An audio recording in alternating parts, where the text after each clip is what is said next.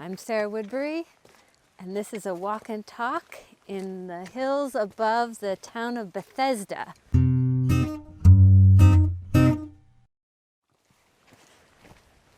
So behind us, we assume these are mining cottages. You can see the giant Penrhyn mine, which was one, or I think Which is actually also behind us. Yeah, the largest mine in North Wales. Think so. Along with Llanberis and Blaenau Festiniog, it's now a World Heritage Site commemorating these mines, these slate mines in North Wales. Yep. So today's walk is actually looking the other way, away from the slate mines.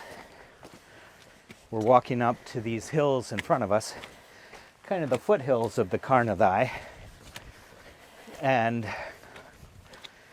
there are a whole series of archaeological sites up here. Right, so these hills have honestly been inhabited for thousands of years. What we're going to see today includes a hut group settlement that dates 800 BC through 400 AD. That's during the Roman occupation. And then, if we can find them, that's a lot of it is if we can find them. Yeah. There's a prehistoric cemetery of burial cairns, 3 in particular, dating to the Bronze Age, which is 2300 BC to about 800 BC again. And then there's an Iron Age hill fort up ahead of us, which I think is one of the first stops on our little walk today. So we'll see how it goes.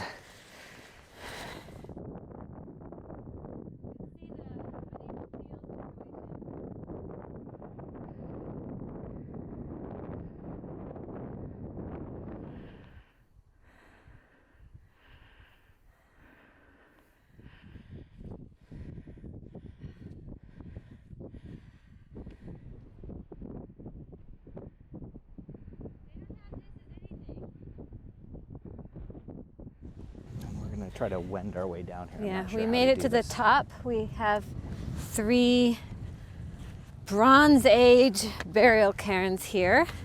I was calling this a hill fort, but you know, who knows? There's tons and tons of stone and rock everywhere. And that's one of the things about walking in these mountains is that because human habitation has been going on here for thousands of years, you have this long, well, obviously history of buildings, mostly built in stone. Well, stone, I guess, is all that we've got left to look at. But here we have the burial cairns spreading out over to the right. I don't know if you can see with the camera, is another sheep pen, a couple hundred years old. And now we're walking down the side of this mountain. I don't know, Dan, are you leading us astray here? I'm taking us down over here. This does not look like there's a path, so I'm going diagonally. Oh, that's down right. there. We're going to go down to this path. Yeah. Yeah. And then we're going to walk up through a canyon down there. A little pass. Yes. Little bulk. It's actually kind of a shame to go all the way up and then just to go all the way down and then go all the way up again if that's where our walk takes us. I think that's where it's taking us. Yeah. Yeah, let's go down.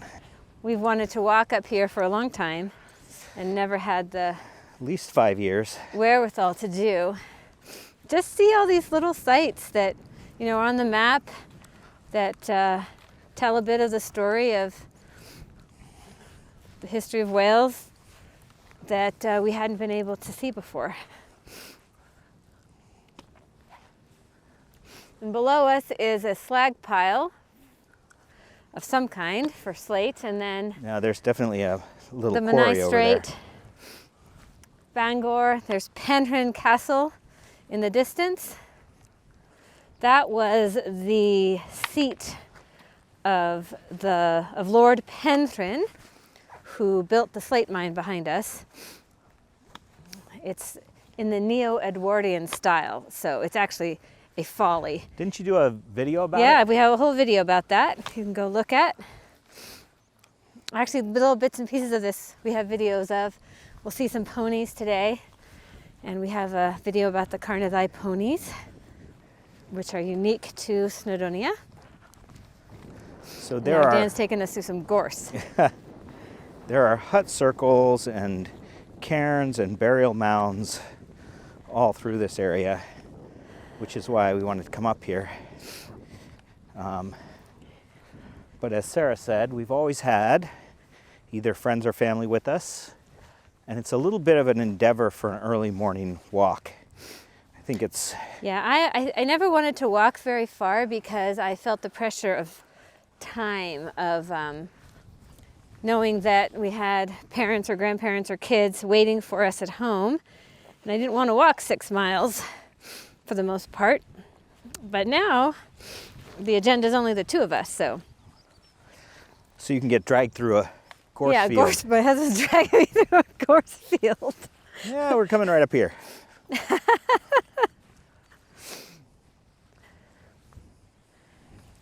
Look, the ponies are lying down on the hill over there, Sarah.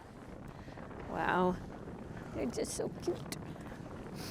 And this is also lambing season, so we've seen a bunch of baby sheep. Saw a little black one today.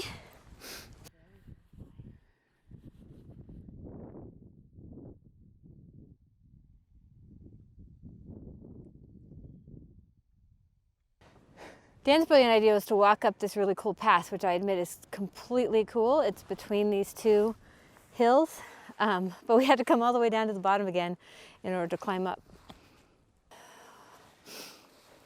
So we are walking through the pass of Mushle, which might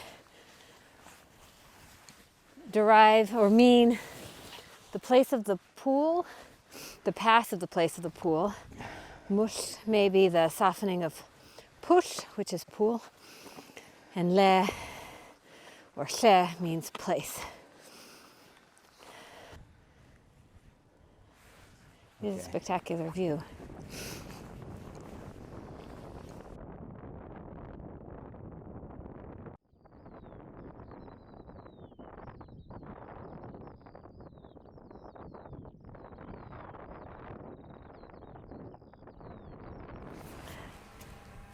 Continue the day's journey. We are now going to hike up to some cairns on the top of another mountain because there hasn't been enough up today. Slightly higher elevation. Again, we have a lot of stone circles, stone works of some kind. On the hill behind us is another sheep pen. We had lunch in what we think might even have been a quarry at one time, but we don't know if it was quarrying 100 years ago or 300 years ago. Up ahead might be a stone circle of some kind. It's just really hard to tell, and we're heading upward on this, honestly, what's turned into a beautiful day.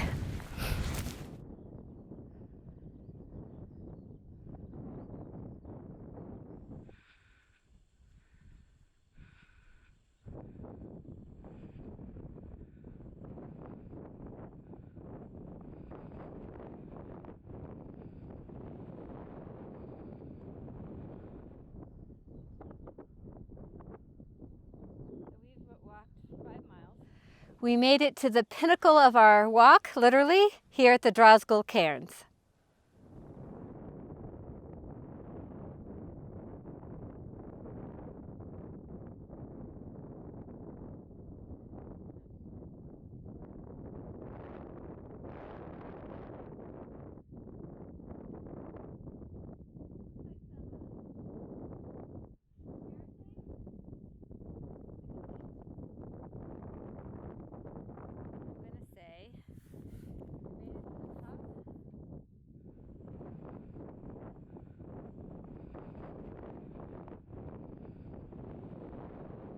Yes. So we're coming to the end of our walk. Whoa! It's a little mucky. Wow, that was really close. I almost went completely down. Wouldn't have been the first time with the stick. So we're coming to the end of our walk. We started actually by going up on top of this hill to our right, and there's a second hill up here that actually is now to our left because we turned around. We went and had lunch at the base of that pointy peak over there. The stones. The stones, and then we went to the peak over there on the right, which doesn't look that much higher, but it's probably twice as high as the pointy one there, and that pretty much did us in. Well, and not aided by the fact that we decided to forego the road, the path. Yes. And we just went straight down the face of it. Well, I mean, and it took 14 minutes to get from the top, basically to the path that down at the bottom again, which took us, more like 45 minutes or an hour to get up. 10 years life out of our legs. Yeah, exactly. So this kind of walk we love doing walks like this. This was a little bit more than we expected. Yeah. That's not unusual for us either. Yeah, getting a little more than we bargained for. That's totally true. But I think we're going to end up doing around 8 miles and probably a couple thousand feet elevation gain. Yeah, about 5 hours, 6 hours? Yeah, I haven't looked at the clock, but 5, I think. But we had a whole list of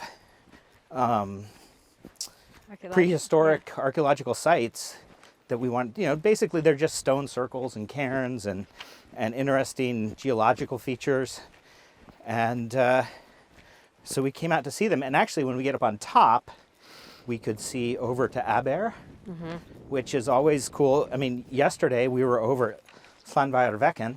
So on the other side. On the other side, and we were seeing the Levant sands from the other side, and we could actually see them today.